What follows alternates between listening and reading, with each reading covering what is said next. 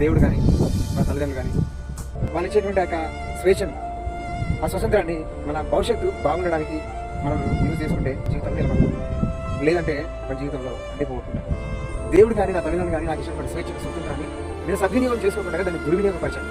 దాని ద్వారా ఈరోజు ఒక నిష్ప్రయోజకుడిగా నేను మిగిలిపోయాను.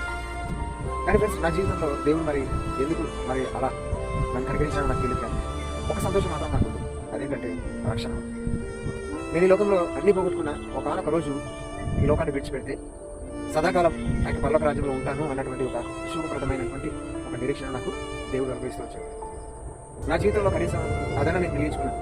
కాబట్టి మీ జీవితంలో అదే కాదు, ఈ లోకరీతి కూడా, ఈ లైఫ్ కూడా మీరు దేవుడి ద్వారా, మీ తల్లిదండ్రుల ద్వారా దాన్ని కాపాడుకుని మీరు ఈ లోకంలో దేవుడి ఇచ్చినటువంటి శాంతి సమాధానంతో మీరు జీవించాలని నేను మనస్ఫూర్తిగా కోరుకుంటున్నాను.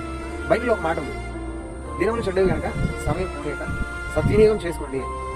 కాబట్టి ఫ్రెండ్స్, దయచేసి దేవుడి ఇచ్చినటువంటి స్వతంత్రాన్ని, మీ తల్లిదండ్రులు ఇచ్చినటువంటి స్వేచ్ఛను దుర్వినియోగం పరచకుండా దాన్ని సద్వినియోగం చేసుకొని మీ జీవితాలను మీరు కట్టుకోవాలని నేను మనస్ఫూర్తిగా